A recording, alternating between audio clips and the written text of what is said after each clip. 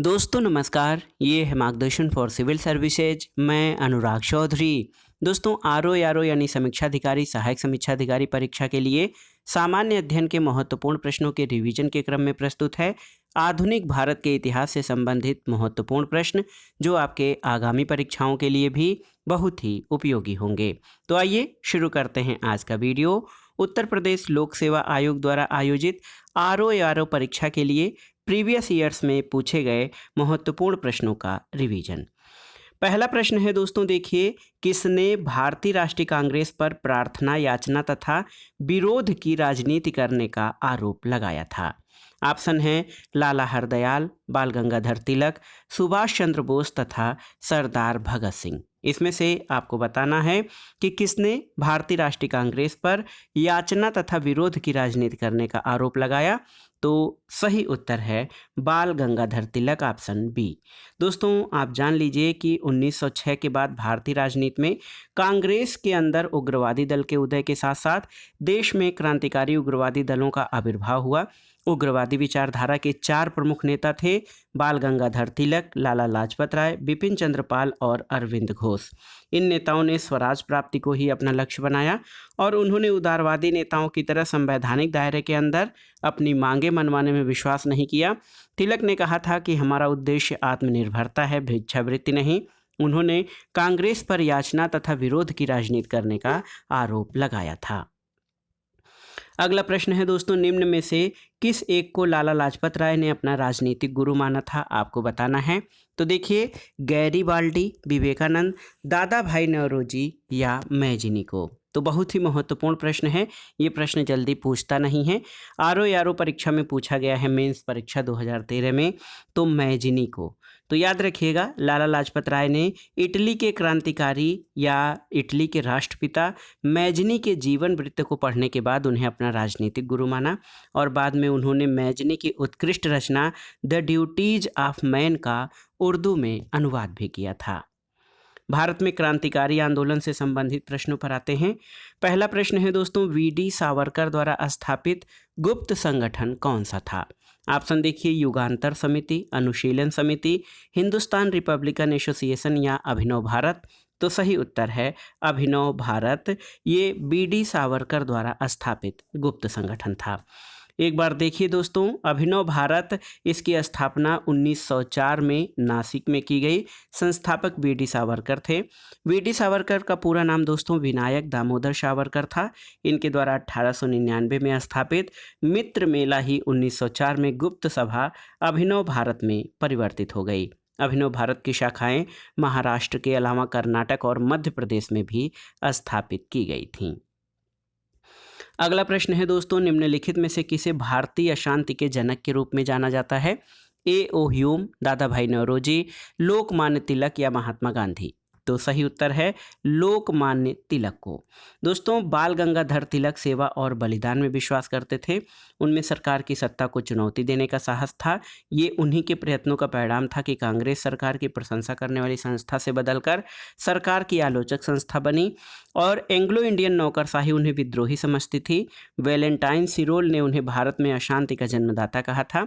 तिलक शिरोल पर मानहानि का मुकदमा चलाने के उद्देश्य से इंग्लैंड गए थे। यद्यपि वे मुकदमा हार गए, किंतु इसका उचित प्रभाव हुआ था। अगला प्रश्न है दोस्तों, हिंदुस्तान रिपब्लिकन संगठन की स्थापना की गई थी कहाँ पर? तो सही उत्तर है कानपुर में। दोस्तों देश में उचित ढंग से क्रांतिकारी आंदोलन का संचालन करने के उद्देश्य से अक्टूबर 1924 में युवा क्रांतिकारियों ने कानपुर में एक सम्मेलन बुलाया और हिंदुस्तान रिपब्लिकन एसोसिएशन नामक क्रांतिकारी संगठन की स्थापना की। इसके संस्थापक सचिंद्र नाथ सान्याल, राम प्रसाद बिस्मिल और जोगेंद्र दत्त चंद्र चटर्जी तथा चंद्रशेखर आजाद थे।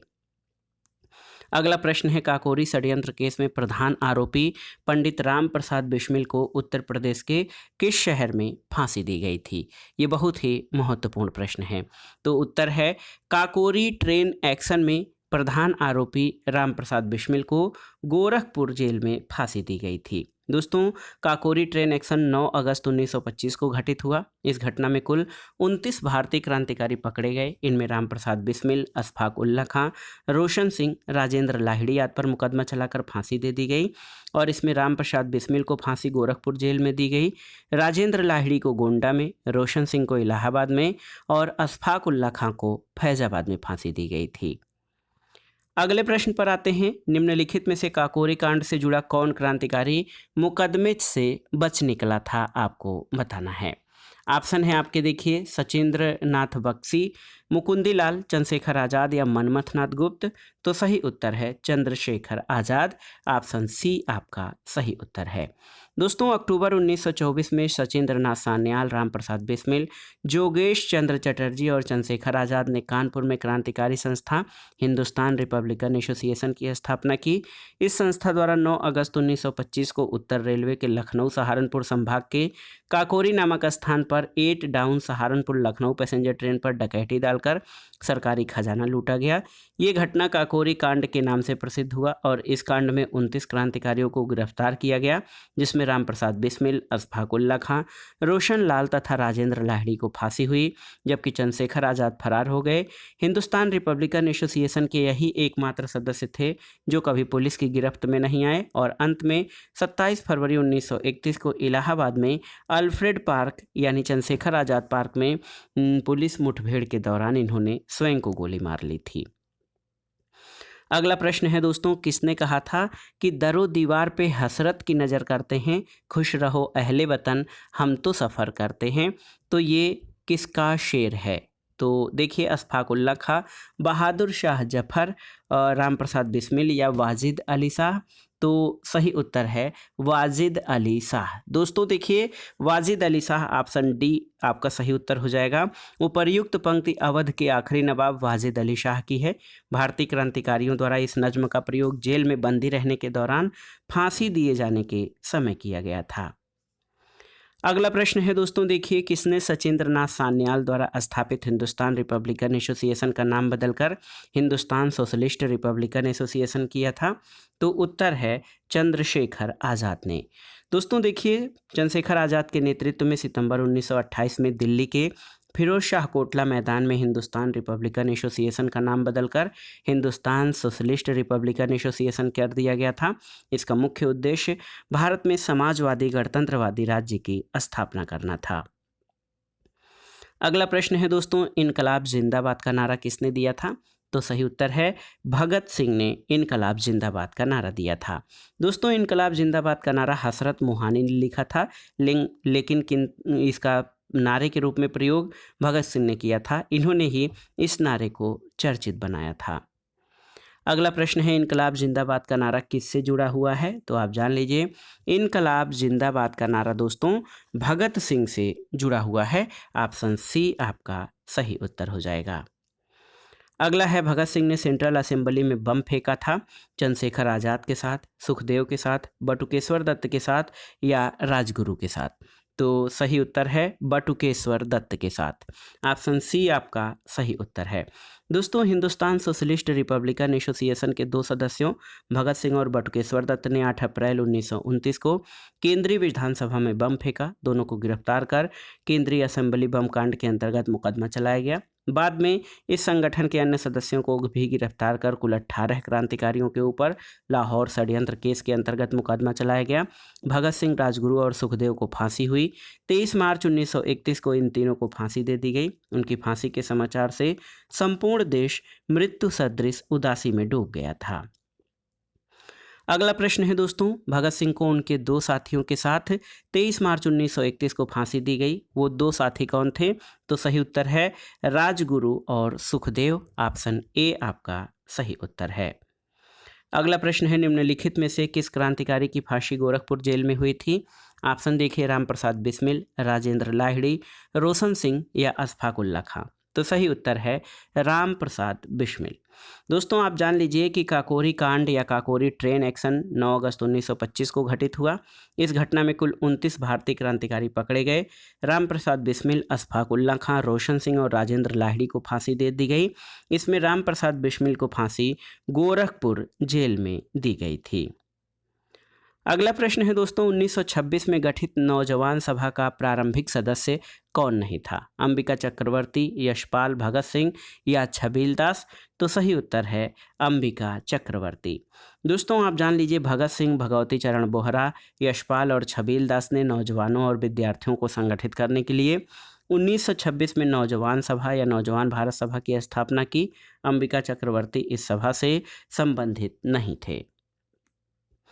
अगला प्रश्न है, निम्नलिखित में से कौन एक उग्रवादी था? फिरोज शाह मेहता, गोपाल कृष्ण गोखले, बिपिन चंद्रपाल या उपर्युक्त में से कोई नहीं? तो सही उत्तर है बिपिन चंद्रपाल जो है ये नरम पंथ नहीं बल्कि उग्र पंथ के नेता थे। बिपिन चंद्रपाल उग्रवादी विचारधारा से संबंधित थे। इन्होंने अपनी सभ्यता और संस्कृति को पाश्चात्य संस्कृति से श्रेष्ठ प्रमाणित किया। इनका लाला लाजपत राय और बाल गंगाधर तिलक के साथ एक त्रिगुट था, जिसे संक्षेप में लाल बाल पाल कहा जाता है। अगले प्रश्न पर आते हैं दोस्तों, इनमें से कौन उग्र राष्ट्रवाद के उल्लेखनीय नेताओं में से नहीं था? आपको बताना है।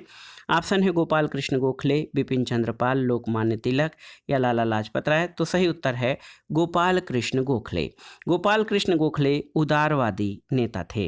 दोस्तों गोपाल कृष्ण गोखले अपने राजनीतिक दर्शन में सच्चे उदारवादी थे। वे समभाव और मृदु न्यायप्रियता में विश्वास करते थे। उन्हें पूर्ण विश्वास था कि देश का पुनरुद्धार राजनीतिक उत्तेजना के बवंडरों में नहीं हो सकता। वे महात्मा गांधी के राजनीतिक गुरु थे, जबकि बिपिन चंद्रपाल, लोकमान्य बाल गंगाधर तिलक और लाला लाजपत राय उग्र राष्ट्रवाद के उल्लेखनीय नेताओं में से एक थे। अगला प्रश्न है दोस्तों, निम्नलिखित में किस महिला क्रांतिकारी ने दीक्षांत समारोह में अपनी उपाधि ग्रहण करते समय अंग्रेज गवर्नर पर गोली चलाई थी? शांति घोष, सुनीति चौधरी, बीना दास या कल्पना दत्त जोशी? तो सही उत्तर है बीना दास ने। ऑप्शन सी आपका सही उत्तर है। दोस्तों फरवरी 1932 में बीना दास ने दीक्षांत समारोह में उपाधि ग्रहण करते समय बहुत नज़दीक से गवर्नर पर गोली चलाई थी। अगला प्रश्न है, निम्नलिखित में से किस क्रांतिकारी नेता ने कलकत्ता के क्रूर पुलिस कमिश्नर चार्ल्स टेगार्ट की हत्या का प्रयास किया था? सचिंद्रनाथ सान्याल, राजेंद्र लाहिड़ी, चंद्रशेखर आज़ाद या गोपीनाथ शाह? तो सही उत्तर है गोपीनाथ शाह ने।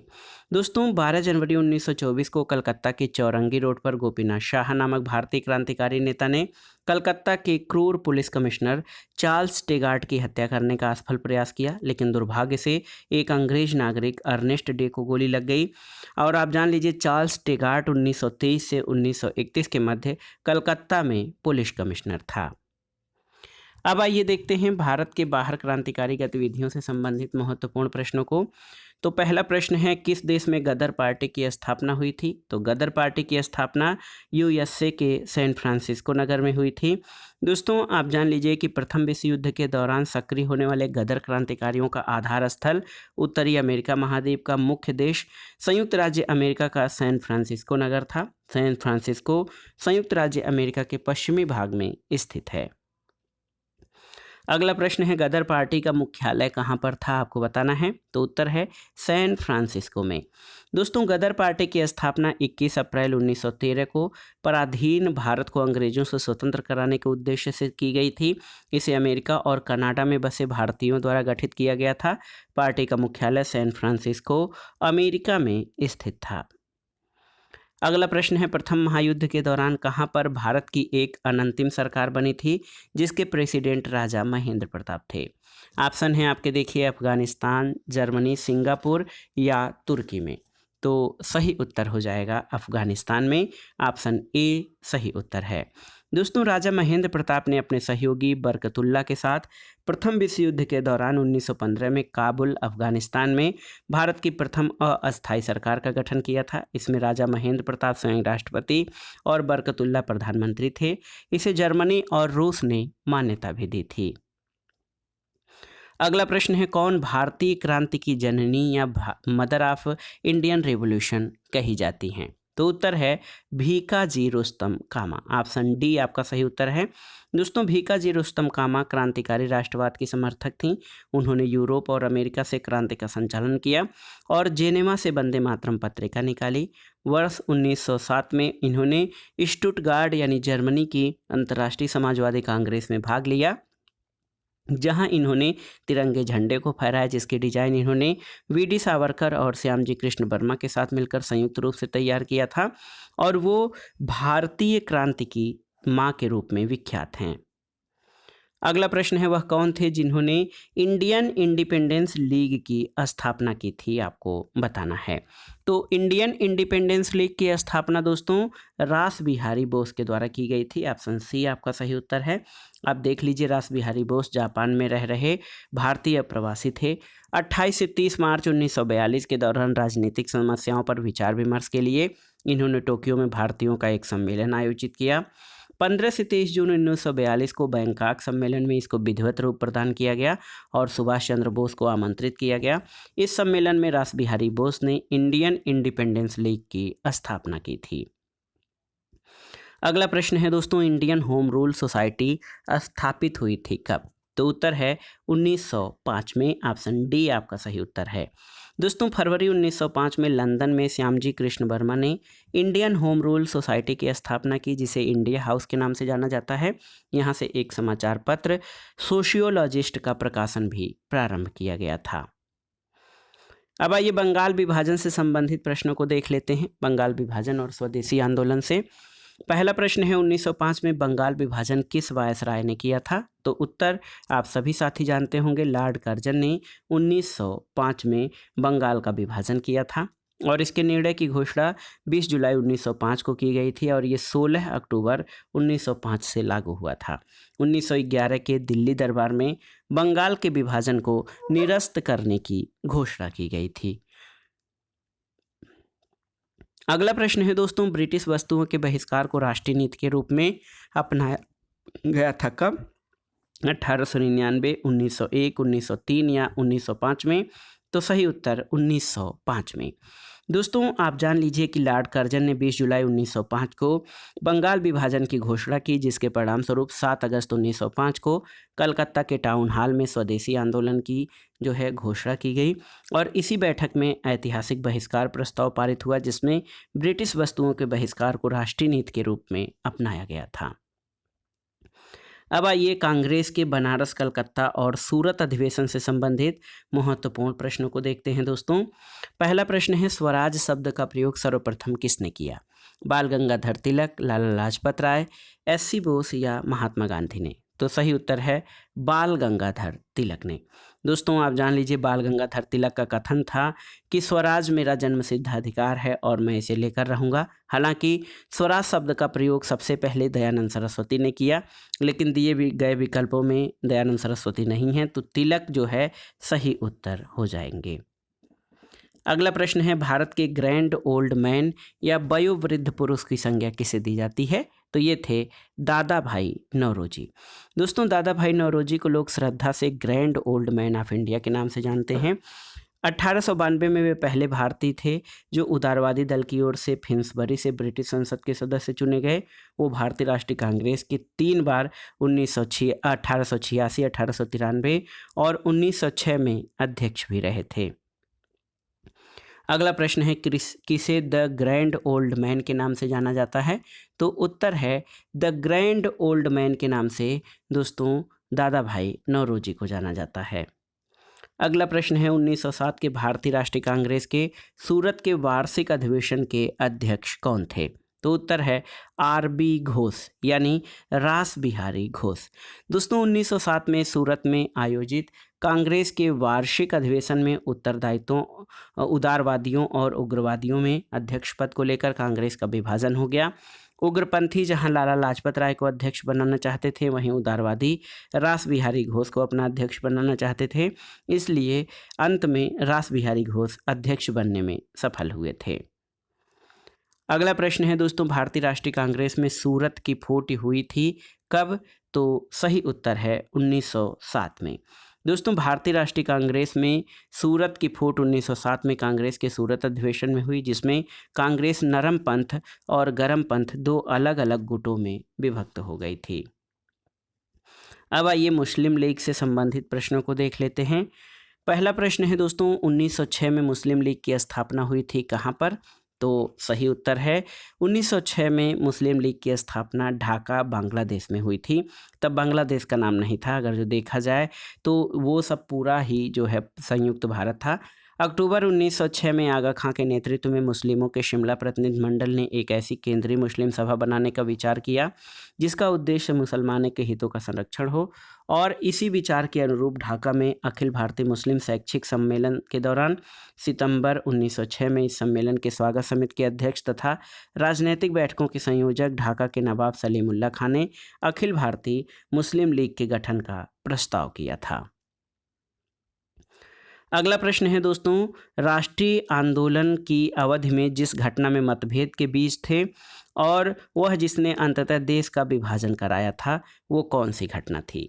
1906 में मुस्लिम लीग की स्थापना, 1905 में बंगाल का विभाजन, गांधी द्वारा खिलाफत आंदोलन को समर्थन, या विधानसभा में मुसलमानों के लिए पृथक निर्वाचन क्षेत्रों और स्थानों का आरक्षण।